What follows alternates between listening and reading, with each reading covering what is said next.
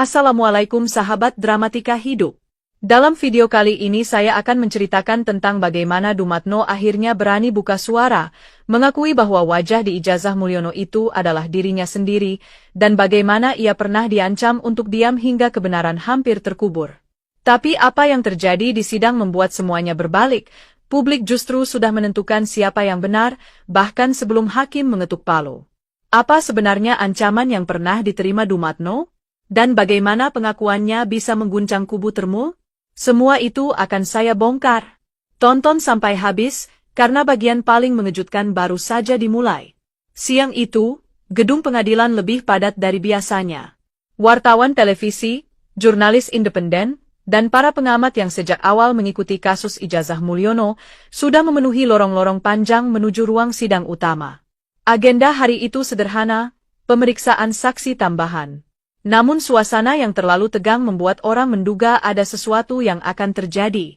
Di tengah hiruk-pikuk itu, kubu Termul, kelompok pendukung Mulyono, berkumpul di pojok ruang sidang. Ada Andi Azwan yang terus menatap ponselnya, Ade Darmawan yang sibuk mondar-mandir, Freddy Damanik yang wajahnya tampak gelisah, ditambah Ade Armando yang beberapa kali berbisik pada Rifai Kusumanegara, kuasa hukum Mulyono. Semua terlihat tidak tenang, seperti sedang menunggu sesuatu yang tidak mereka harapkan. Di sisi lain, kubu Raw Suryo tampak jauh lebih siap dan stabil.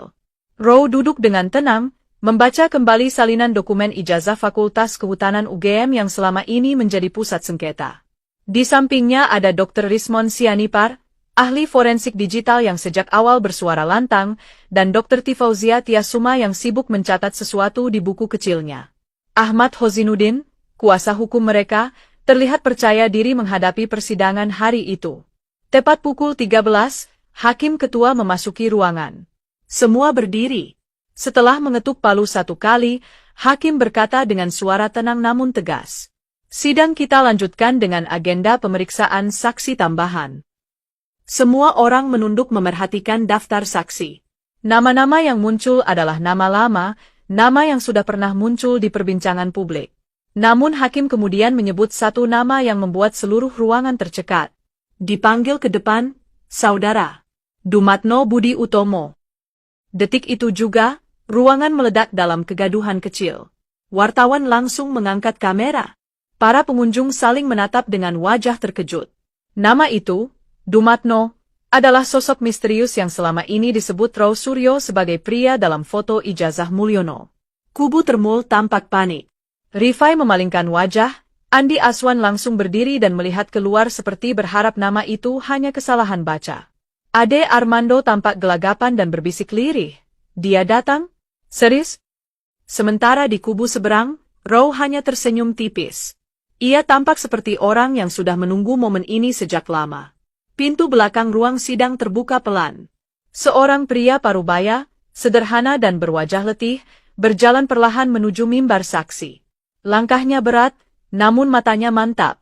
Itulah Dumatno Budi Utomo, nama yang selama berminggu-minggu hanya muncul sebagai siluet dalam analisis digital. Bisik-bisik semakin riuh. Itu dia orangnya. Mirip banget sama foto di ijazah itu. Pantes kubu Mulyono panik. Hakim mempersilakan Dumatno duduk. Apakah benar Anda Dumatno Budi Utomo? Benar, Yang Mulia, jawabnya, suaranya bergetar namun jelas. Ruang sidang langsung terasa berbeda. Semua mata tertuju pada satu pria yang baru saja memecah rahasia besar yang selama ini ditutupi. Hakim mengangguk pelan. Baik, hari ini Anda hadir untuk memberikan kesaksian terkait ijazah atas nama Mulyono. Dumatno menelan ludah. Saya siap memberikan keterangan sebenarnya, Yang Mulia.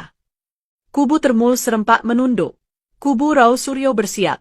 Persidangan baru saja berubah arah. Dan tidak ada jalan kembali.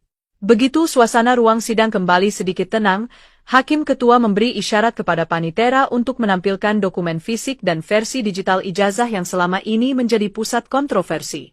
Dua petugas membawa map coklat bersegel, membuka perlahan di hadapan hakim, lalu menyerahkannya kepada Dumatno. Silakan Anda lihat dengan saksama, ujar hakim. Apakah foto yang tertempel dalam ijazah ini Anda kenali? Semua mata menatap pria itu. Dumatno mengambil ijazah tersebut dengan tangan sedikit bergetar. Ia diam cukup lama, memperhatikan setiap detail, sudut wajah, bibir tebal, rambut gondrong, hingga bekas goresan tipis pada latar belakang foto. Ia menarik napas panjang, lalu berkata dengan suara parau namun tegas. Itu wajah saya, Yang Mulia. 100% itu foto saya. Ruang sidang langsung gaduh, kali ini jauh lebih keras dari sebelumnya. Ada yang berdiri, ada yang menutup mulut, ada yang langsung mengetik cepat di ponsel untuk mengirim breaking news. Kamera wartawan berbunyi tanpa henti. Kubu Termul tampak seperti kapal yang bodinya tiba-tiba jebol di tengah lautan. Ade Armando memijit pelipisnya, Freddy Damanik terlihat pucat, lalu berbisik pada Rifai, ini bakal jadi masalah besar. Rifai sendiri hanya menggeleng, tidak punya kalimat untuk menutupi kejutan hari itu. Sementara itu, kubu Rao Suryo menatap tanpa berkedip. Rao bersandar ke belakang, tersenyum tipis sambil berbisik kepada Rismon, dugaan kita tepat, Dok.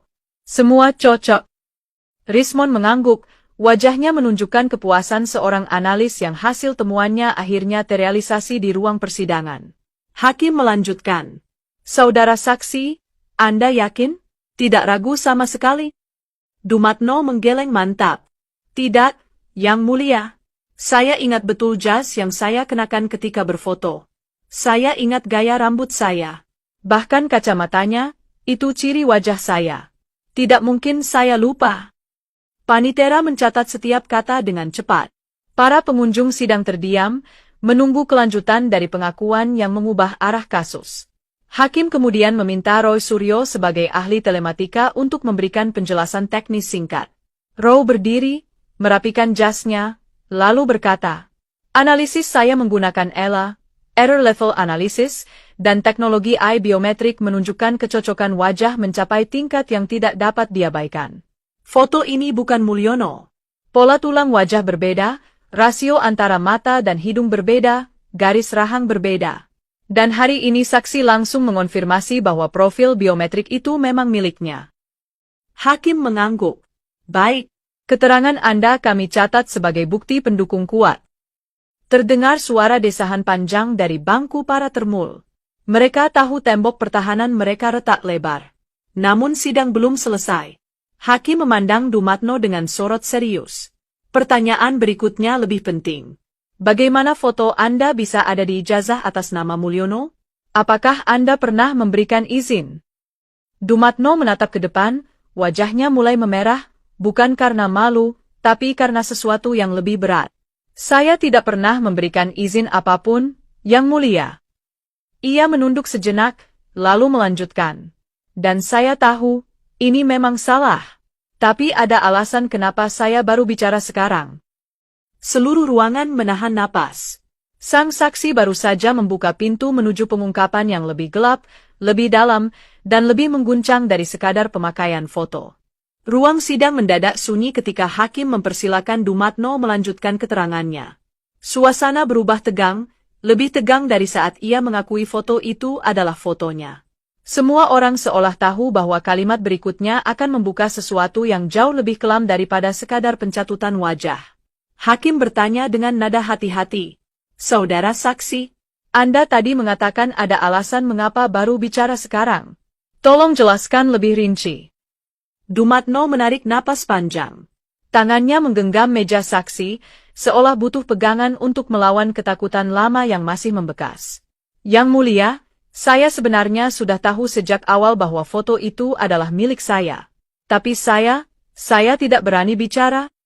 Ia berhenti sejenak, menatap ke arah kursi pengunjung. Sorot matanya menunjukkan beban berat yang selama ini ia pendam. Saya pernah didatangi orang. Dari pihak yang mengaku, lingkaran dekat Mulyono. Sekejap, kubu termul langsung gelisah.